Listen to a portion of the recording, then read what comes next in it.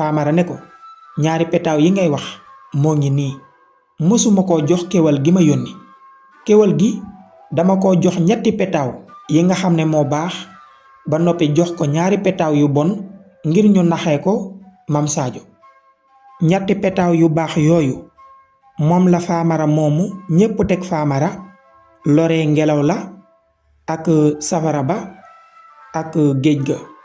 ñetti petaaw yooyu moom la jariñoo ba lor leen. ñaar yi ci des te mu nekk ñaar yu bon yi moom la naxee Mam Sadio ngir jox ko mu bàyyi leen yow ak yaa dikkoon ndax xam naa ne bu ma ko joxee dina leen bàyyi te bu leen bàyyee di ngeen ñëw ci àll bi ñaar yi baax yi des moo ngeen man te secret bi yéen a ko xam. bu boobaa nag di ngeen ma ko mën a wax ma doog di dem songu Mam Sadio reyante ak moom ba am li ma bëgg. noonu bukki daldi muñ ne ko dëggantaan Famara yow ku bari ay pexe nga.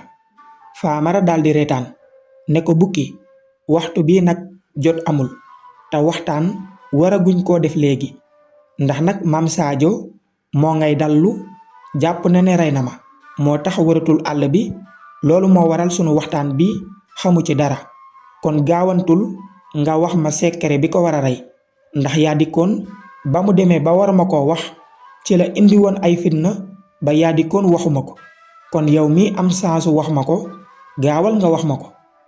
noonu bukki njuur daldi gaawantu wax Famara secret bi nga xam ne bu demee ba tiim ndox ma moom lay ëf ci benn petaaw bi dóor ko daldi gisante nag ak Mam Sadio xam ne bu boobaa li mu bëgg ci Mam Sadio yépp daf ko war a am. daldi koy jox beneen secret bi nga xam ne beneen petaaw bi bu ko ci ëfee dóor ko Mam Sadio ci lay Mam Sadio génn àddina daldi faatu. ba mu waxee ñaari secret yépp Famara ci la jataat ay jatam daldi soppeekuwaat kéwal ga mu doonoon. bukki ne ko waa lii nag Famara ne ko lii yaay tax ma gën a mën a nax Mam Sadio ndax Mam Sadio de xam ga terewu ko rabu àll yi. dinaa mel ne kéwal dem ba àgg ca dex ga mel ne kuy naan jat ya ma war a jat ci petaaw bi dóor ko ca dex ga bu ma amee lu ma bëgg ba noppi ma dog di jataat nekkaat Famara sëtam bi mu xam.